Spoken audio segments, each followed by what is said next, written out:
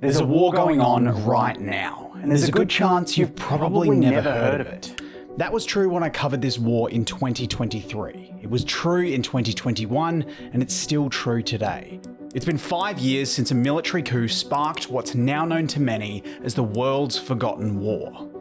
A humanitarian disaster that continues to worsen. This is a war plagued by reports of genocide, the burning of entire villages to the ground, and the indiscriminate killing of civilians. You have major atrocity crimes happening. Sexual violence, enforced disappearances. Shooting civilians from helicopter gunships. Military trucks at high speed into flash mob demonstrations. It's really been quite horrific. But despite this, we barely hear anything about this war in the news, while others receive seemingly constant coverage. It's war in Iran. Well, the Iran war is widening.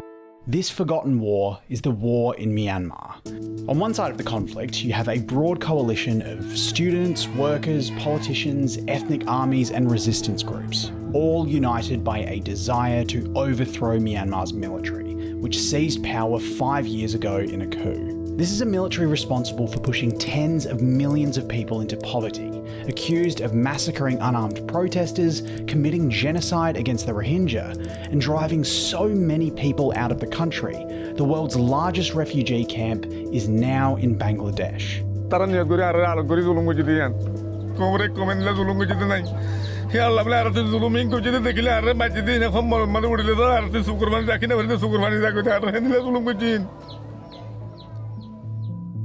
So, how does a crisis of this magnitude, with this level of violence, spend years being labelled forgotten and invisible? The innocent families being victimized by a brutal regime and a distracted world deserve better. Why is this crisis being ignored is something I constantly get asked. And it's not like it's because this war has nothing to do with Australia. In 2025, Australia was the #1 donor of humanitarian aid to Myanmar. Experts say we see less of what's happening because the military prevents information from getting out by restricting and jailing journalists and shutting down the internet.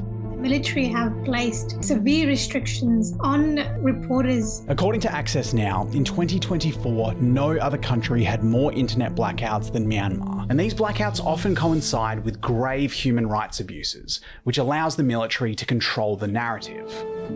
Then there's the sheer number of crises happening right now. Many conflicts around the world are overshadowed. But despite this increase in conflict, we're actually seeing dramatic cuts to aid budgets. We live in a different kind of world than 5 or 10 years ago or 20 years ago. A world that is much more transactional, different powers focused on their own interests. Conflicts can actually contribute to this. For example, the wars in Iran and Ukraine contribute to rising prices, which contribute to the cost of living crises, which contribute to making voters angry, and usually the first thing that governments cut is international aid.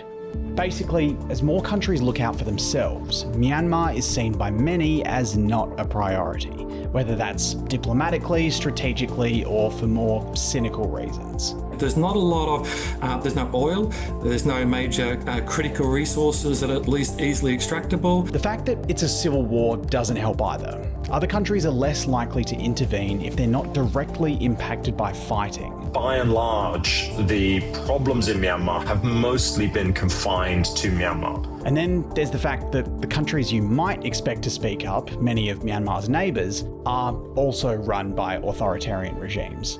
The kinds of regimes that are less likely to interfere in the internal affairs of others in fear that others will interfere in theirs.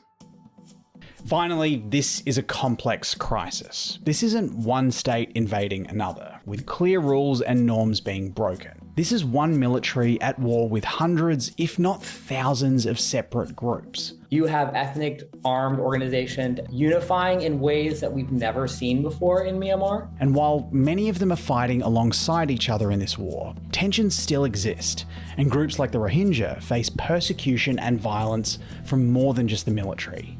Now, all of this doesn't only make it harder to understand, it makes aid delivery harder. Without unified opposition, building a single safe pipeline is tough. Plus, neutrality, rules around aiding fighters, dangerous shifting access, all discourage aid funding.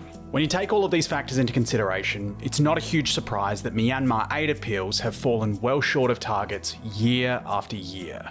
In the meantime, human rights groups, experts and journalists are continuing to work with people inside Myanmar to document and track atrocities, to make sure the crimes of this war won't be forgotten.